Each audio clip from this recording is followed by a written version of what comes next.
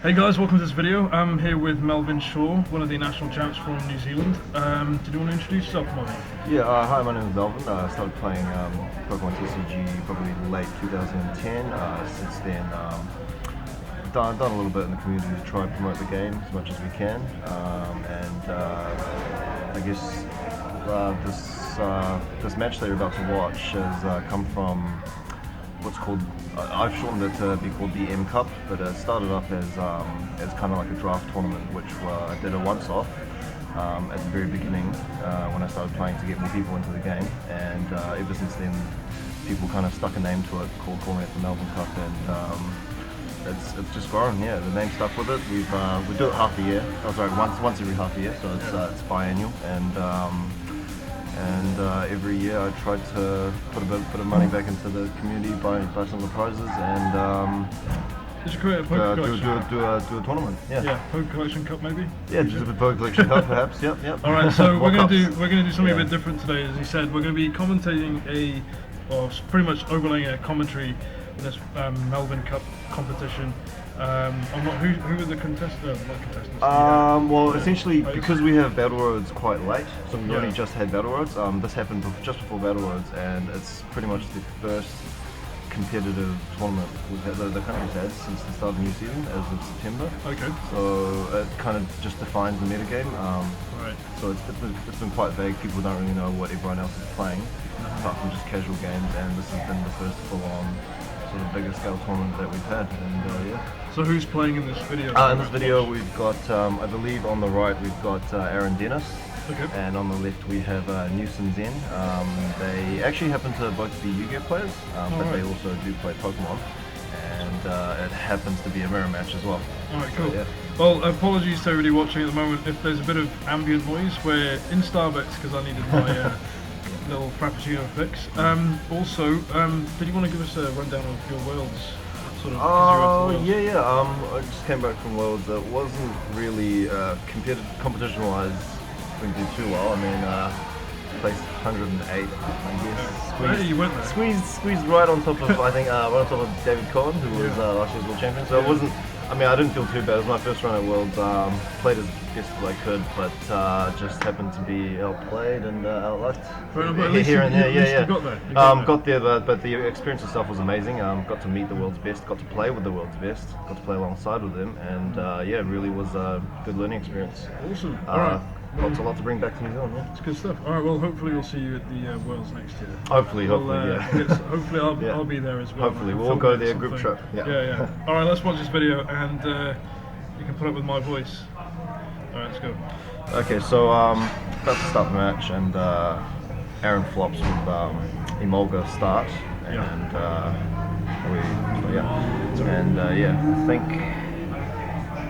I think Aaron starts. Yeah. Oh no, sorry, Newsun starts, yeah. So this Gibble this evolution seems to be pretty popular. Yeah, so basically the Gibble will grow up to be Garchomp, either through leveling up through Gabite or using Rare Candy. Right, okay. And in this format, I mean, because you're able to play Trainers for his first turn, it's always an advantage to be able to start. Right. So what Newson's trying to do now is he's just setting up. Ultimately, because the mirror match, the idea is you want to set up as many Garchomps as possible in this matchup, so you don't fall behind. Yeah. Because it's basically going to be exchanging prizes from sort of early to mid game onwards till the end. Right. So the one with the Taylor Swift mat there is, that's Newsun. That's Newsun, and then we got Aaron. And Aaron on the right. Yes. Sweet. Okay. Aaron on the right. Just so people know. Yeah, I was talking to Melvin about this mat before the customized.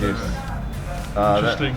Actually belongs to another player who's just sitting on the side there. Oh, right. It's a Jack's mat, but it's a pretty interesting play mat. Yeah. Fun.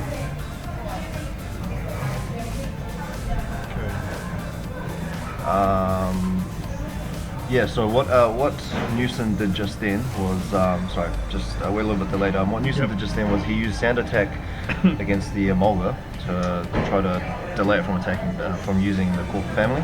Right. But what Aaron did was he captured out the Swablu. Okay. So that could be an easy prize using the Emolga if he had to use it to attack.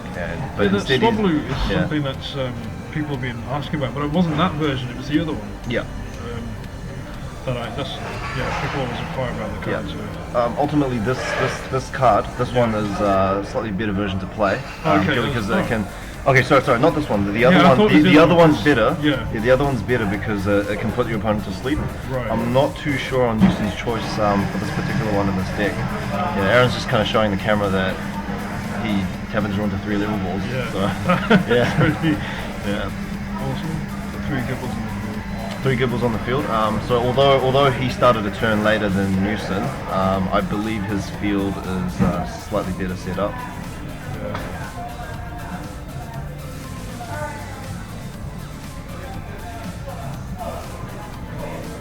And the vulnerability here with that Swablu is it's got ×2 weakness to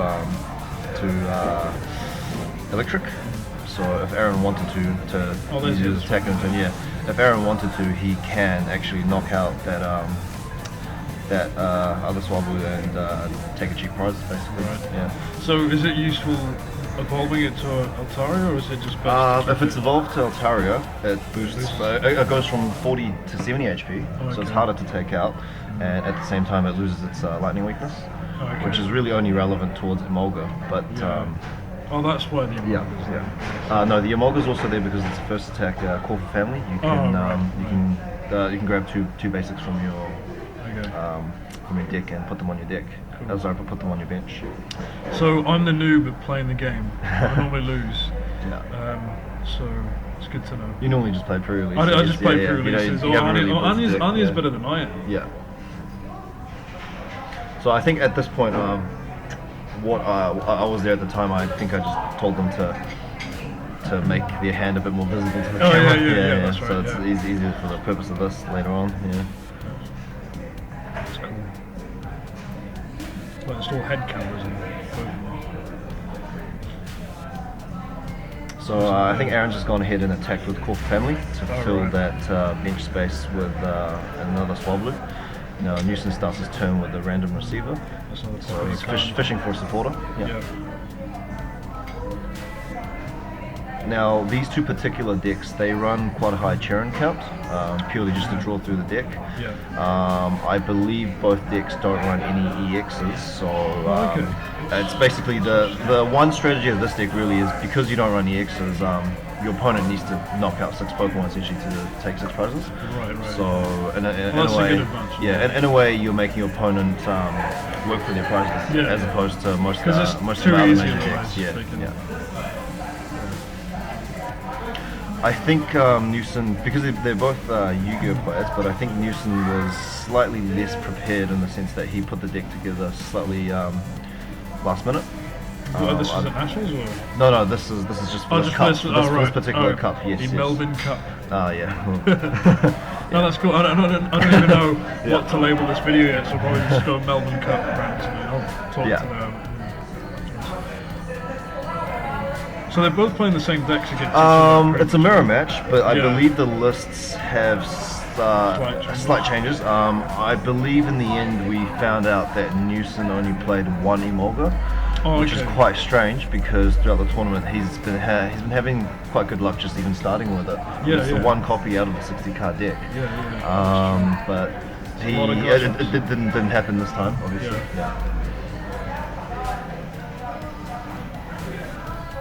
So during Aaron's turn, he's just one-shot that Altaria, just with Mat Cut. So that'll do that would have done 60 base damage plus 20 for each Altaria, which would have been 100 times 2 for the Dragon weakness. So that would have been 200 damage just there. So yeah. So as far as quantity of damage goes between these two matchups, it really isn't an issue. It's just kind of keeping a step ahead of your opponent and keeping up with the prize exchange. New question. He cut the deck within turns. I never knew you could do that. I believe what happened was he made a shuffle. He made a shuffle. So can you shuffle within every? No. You can only shuffle when a search card is played. For example, I think the deck wasn't shuffled before he played random receiver, and that would have affected what he randomly received. Because when I had a glimpse when I looked through the video before, they were shuffling through the game. I thought it would be unfair to keep shuffling. No. Well, I believe the shuffles were done just after a supporter card was played. Yeah, it's interesting to note as well. Like I said before, these two players normally do play Yu-Gi-Oh, so they play very fast paced. You'll find that out of all the people that attended, they probably played fastest paced. I mean, they know what's going on. They can see the board. Sometimes they I mean, because the Pokemon's not their main game, but sometimes they, like, say for example, they may not pick up on a few things purely because they haven't been in the game, and they don't play Pokemon as often. But what you can see is what you can see is they play very fast. Yeah, they're very fast. You can see what Aaron's done there is he's actually attaching the energy onto Swablu, which you wouldn't normally use to attack. But just in preparation, if his Garchomps do get captured and taken out, Catcher's quite a broken card. You just drag it. It's like Gust of Wind, so you drag it out and you knock stuff out. So what Aaron's preparing for is the contingency towards Newsun knocking out all his Garchomps. And also that energy on that Altaria can work as to pay retreat cost if Newsun starts to stall. So they're very clear on each other's strategies because they've been playing the deck the whole day. They've played through Swiss. They've played through Swiss, and this is the finals, the top cut. So give us one down the Melvin Cup then. We had about I think we had 20 people, which for a New Zealand event is really not that bad of a turnout. I mean, there's quite a good prize at stake. I mean, there was compared to the US, it's probably compared to the US, it's a pitiful amount of quantity, But it's good for New Zealand. It's good for New Zealand. Yes, 20 people was it's quite a reasonable sized tournament for New Zealand. That means we can play what was it, 5 rounds of Swiss, I believe, and then top cut the 4 from there. Okay. It's cool. And just going back to that Ryugu reference, Aaron Dennis on the right, he happens to be last year's Yu-Gi-Oh! Oceania champion. So he actually went to for that. So and Newson's also top cut at Yu-Gi-Oh! Nationals. So both of these players, both of these players happen to not go to Pokemon Nationals because Yu-Gi-Oh! Nationals on the same day. So if they had gone, there's a lot of outrage in that. If they had gone, things might have turned out. They could have done quite well. They could have potentially both done quite well. So other sets so far in the Black and White series, do you think Dragon Exalted is the Dragon's Exalted? There's no strong or weak set, but Dragon Exalted has made quite a big impact or splash on the metagame, purely because it brings in Hydreigon, which plays a big part in the metagame globally. It just so happens that today in New Zealand, for this particular tournament, no one chose to run Darkrai, so which is really That's strange. interesting. It's very interesting. That's how these two decks play so far. One other thing I've noticed is the few cards, Empoleon, Shiny Rayquaza, and I think there was another one. What do you take? Oh, Terrakion. What are your takes on that? Yes. Because I don't know.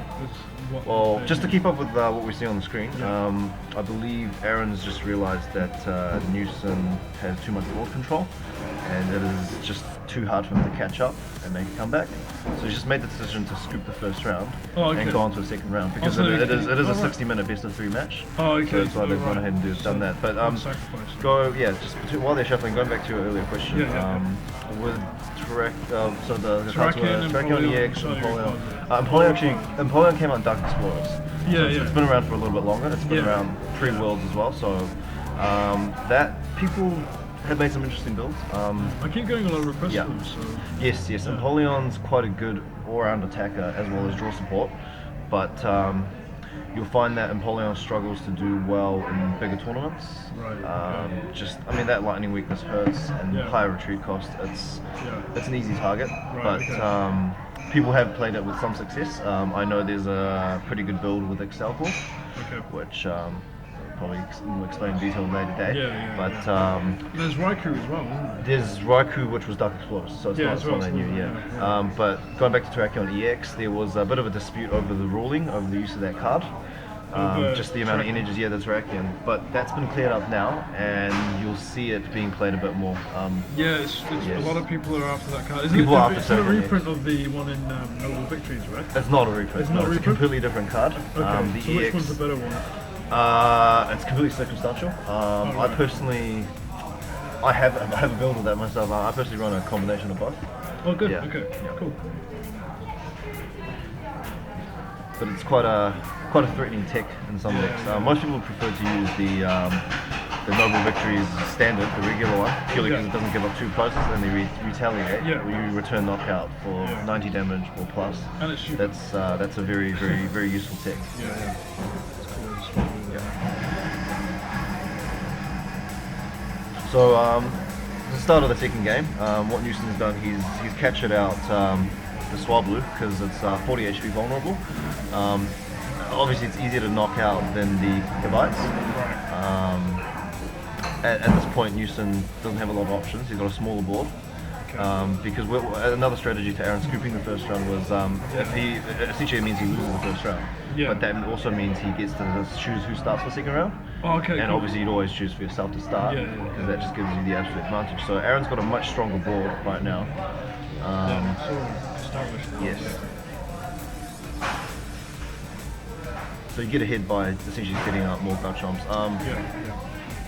From where they're sitting, it can feel like it's quite a boring matchup, but it's also interesting to note that for this particular tournament, because it's the first tournament we've had this whole entire season, it's basically a warm-up to Battle Roads. You'll find that it's very interesting that Garchomps made it so far, into 2 of them in the finals, so they're the two people that played Garchomp. They didn't play each other at all until now, because if they had, one would have just knocked the other out of the tournament basically. So yeah. Learning something new every day.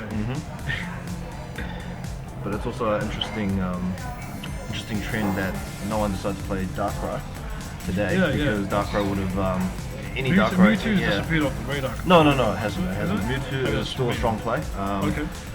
Mewtwo's highly splashable in decks because it's got it uses double colors to attack. So any deck that has any sort of energy acceleration, Eels for example, or any deck that plays double colors anyways, is can splash Mewtwo into the deck, as well as say maybe Tornado DX. But the thing with Mewtwo is it's kind of like a weapon mass destruction. It's like a nuclear bomb. So if you start a Mewtwo war, your opponent's got to have a way to counter that Mewtwo war. But in this particular matchup, if either of these decks, being the similar same build, if they were to face up against Mewtwo, they'd actually be slightly at an advantage, I'd say, depending on the build. Because Mewtwo relies on double colorless energy to attack. Now, Garchomp only requires 1 energy to attack. So the amount of damage Mewtwo does is dependent on how many energies attached to the other Pokemon as well. So Mewtwo wouldn't do that much damage to Garchomp, and then the next turn, if Mewtwo had the double colorless, the Garchomp's first attack, it'll just knock the double colorless right off Mewtwo. And because that's a card you can only run 4 of in your deck, it's quite a deadly blow against any Mewtwo deck. So Mewtwo decks don't have a particularly favourable matchup against these 2 decks unless they start well. Unless they start knocking stuff out early. Cool. Alright. So it's just basically an end war going back and forth between the 2. They're trying to get as much of their deck out as possible to try to set up. The stuff on the board, they will be knocked out regardless. By each other, so they want to make it as strong as possible to just keep up with the prize exchange, like I said earlier. No one's taken any prizes yet. Aaron is set up the most here, but what he's done quite well is he's put that Gibble to sleep using the Swablu. The better version, most people would say. I got confused with the Gibbles there. I was like, how can he attack himself? So he's retreated the Altaria, so he's used the energy that he's previously used to put him to sleep to retreat. So that energy is fully maximized. It's been capitalized. He's used it to retreat, and he's put out the Garchomp to take a prize on the Gibble. Now, if he had a catch in his hand, it would have been better for him to. Oh, sorry, the Gibble did have energy, so it wouldn't have mattered. It wouldn't have mattered which one he knocked out. But strategically speaking, you'd try to knock out the ones that are more further evolved or have an energy on them. Because these decks run relatively lower energy counts compared to other decks because the attack cost of each Pokemon are lower. So I'd imagine they'd run about 6 to 7 basic fighting and run the standard 4 blend energy, which can constitute for a water if they wanted to use a second attack on Garchomp. But in this strictly speaking, this matchup, for example, the mirror match, they virtually do not need to use the second attack. Right. Because all their damage is times by 2 anyways. Okay. So as long as they have I believe as long as they have one Altaria on the bench, they can knock out another Garchomp on the opponent's field by using the first attack. Alright, okay. Cool. Sweet.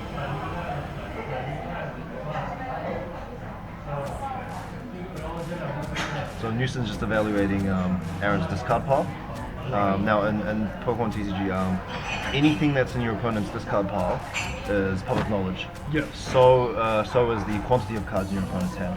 But whatever's in your opponent's deck and in his hand is private knowledge. Yeah. Fair enough. So what Newson's done there is just evaluate Aaron's what resources Aaron has left. Yeah. Because resource management is also quite important in this matchup. So much stuff going on. Yeah, there's a lot of stuff going on. I mean, like I said, these two play very fast. Yeah. So what Aaron did there was he found that the Gibble with the energy was more of a threat. That's why he chose to catch that one out and knock it out.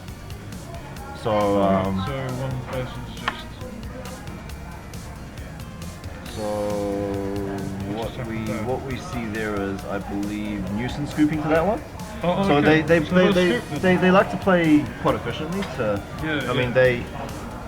mean with another deck, for example, when you can take 2 prizes in a row, you'll find that people would like to play on and see if they can make a comeback. But for this particular matchup, because everyone, it's virtually impossible. It is actually impossible to take 2 prizes in one turn with these 2 decks. So what Newson's realized is that he was in the position that Aaron was in the early game, first game, and that it would have just been pretty much whoever wins this. Whoever wins this wins, yes. Right. Yes. Exciting. Yeah. So it's interesting. for this matchup, prize rush is just as important as establishing board control.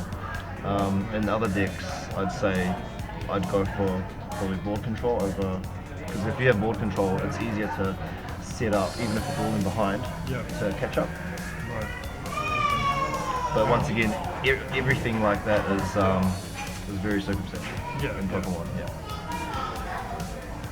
Got a baby in the house. And back in the cafe. So Newson's got his. They like to use the word luck sack. I know all these players quite well in person. So the common term used here is luck sack because Newsun runs, I believe, the one copy of the Emolga. I may be wrong. I think he just pulled that. He started with the Emolga, so that's a bit of a luck sack start. Emolga's not essential to start with because you can still pull a high level ball count in your starting hand and have a good setup. But the fact that he started with Emolga, now all he needs is an energy to basically fill his bench by the end of this So what was turn. it? Sorry, can you repeat the call for friends thing? The call for family is basically you can search for any 2 basics in your deck and put them on your bench. Okay, cool. That sets them up. That sets them up eligible for evolution as soon as Aaron's turn ends. Basically. That's cool. Right. Awesome. So I guess the intensity of here is quite significant then. It's significant in the sense that it's a mirror match, and this particular matchup, as soon as they set up mid to early game, it'll just be very fast prize exchanges with Garchomps. So Aaron's kind of, he plays 2 catches there just for the fun of it, because he was going to Juniper them away anyways. He needs to burn his resources just to get more Pokemon on the field and set up, because he's already fallen behind. So that's pretty lucky of him. So mirror matches generally, what are the advantages and disadvantages? Well, the advantage really with a mirror match would be going to the person who starts and who has a stronger board early game. The other player can catch up, but you often find it's quite hard.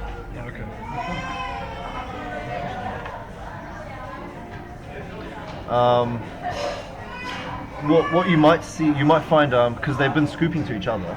But on the day, because I didn't watch the match in detail on the day as it was happening, but it looked as if they weren't playing as hard. But what you'll find is, because I think the strategy was, because there is a 60-minute time limit, the match is more than likely to finish within that time limit. But what they wanted to do really was, because like I said, each deck can only take 1 prize at a time, and if you're falling behind that much like before with Newsun, the smarter choice would have been to scoop the match and start the next round. Right now they're playing for their name on a cup. That was made last year. Upon request, there was there's a nickel cup. Cool. Very similar to the Top Cut Invitational, but cool, not as coveted. And I mean that's pretty cool. The level of competition is not quite there. Not as established. But it's actually been around longer than the Top Cut Invitational, which is run by the team with the Top Cut. Who I met in person. There was Kyle Sukovic, Michael Perrott, some of the more well-known players. Yeah, I've seen them around local. So it's very similar, but it's more local. This particular cup is more local. That's cool. I mean, hopefully we can get more players from overseas to attend if you happen to be in the area. In we the do country, get some influx of Australians. We have some flux of Australians come in every now and then. That happens every now and then, but this cup is open invitation to anyone that would like to attend. It happens twice a year. The prices at stake, they're playing for a booster box. So they're playing for a Dragon Exalted booster box, and I believe the second place prize was, I believe, the folder that I won at Nationals, which I've put up as a prize. Oh, that's cool. Generous of you. Oh, just to help the community grow, So Boundaries Cross is out on yes. What cards are you looking forward to? I haven't looked at the set too much, so I'm not 100% sure on. I'm not 100% certain on what cards are coming out. I haven't kept up with it as much as I should. Fair enough. I think Caldio's coming out. Caldio's coming out. Yes, Caldio could make a splash in the format. Because there's not a lot of decent attackers that are grass that will give Caldio a threat. With the exception of... is it ice or water? Caldio's a water type with grass weakness. But it'll be fairly potent because there's not a lot of grass attackers in the format, with the exception of Shaman. The Shaman is quite vulnerable because it's 120 HP EX. 110 HP EX, which is quite a risky play in case your opponent has an easy way of knocking it out, which is an easy 2 prizes. So EXs are played because they have a high HP count. But when you're playing EX with such a low HP count, you've really got to be careful. That's giving up 2 prizes. Would have been from pre-release that you learned from that? Actually, I made such a stupid mistake. I put Giratina on the field where I had no grass energy, so I couldn't actually use anything. So what happened there? So what happened here is normally, because Aaron's only behind by 1 prize, even if Newsun takes the knockout.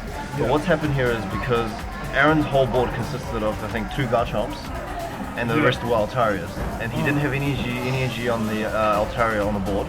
Newsun had a full board of Garchomp and Altaria set up.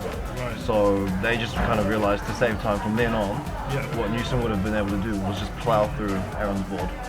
So this particular playstyle isn't seen very often in Pokemon. But due to the fact that they're both Yu-Gi-Oh players, I think it's more of a common sight where if you realize you're not gonna make it, you kind of just you don't really give up. You kind of just concede. You just concede. Honorably concede. Because what would have happened was it would have been just Aaron losing prizes every turn. Newsun taking a prize every turn. So Newsun's gone ahead and won that. Awesome. Congratulations, Newsun. But I don't know. They may split the box. Who knows? When did it actually take place? This took place on the 15th of September, which is 2 weeks ago. 2 weeks ago. 2 weeks ago. So the week, so it would have been exactly to the day, 1 week before our Battle Roads. Cool. I believe we have another Battle Roads coming up. That's on the. It's next Saturday. I think it's the next Saturday. Which will be hosted by Tony and Royal Oak. Royal Oak. So hopefully we'll get quite a good turnout to that. And so that's on chance. Saturday, the 5th of November. It's 5th of October, sorry. No, Saturday the 7th or the 8th. It's the Saturday. It's next Saturday. Gosh, I've got the dates confused. Well, I'll put in the videos somewhere the date and everything, so you can go check it out. That would be the next event to hit up if you're in New Zealand. If you're in New Zealand, otherwise we'll have hopefully the footage up. But I mean, this is something new. This is the first recorded match we've not at any competitive level that you've uploaded. We might uploaded, actually continue this. We might continue this in the future. So leave us some comments below and like the video, subscribe. Obviously, that'd be always very welcome. Thank you, Melvin, Yeah, all good. for chilling with me. This is the first time we've done this. I'm not really used to the whole commentary thing. I'm used to rambling, but it's slightly different. Yeah. But yeah, I mean, we might carry on doing this because I think it was. I think we ramble a little bit more in comparison to the Top Cut videos, but it's the first time. People effort, know us for rambling. Yeah. Pointless things anyway. But anyway, thank you very much. Cool. Was there anything you want to close off with? I hope wish everyone good luck for the season, especially if you're overseas. I know the Battle Roads is coming to a close for most of you American players, and the next big thing will be regionals for you guys. So keep the Metagame fresh, and hope to see some of you guys at Worlds. And yeah. Right. Well, thank you very much, Melvin. Thank you everybody for watching or listening, and we'll see you guys very soon. Bye. All right, bye.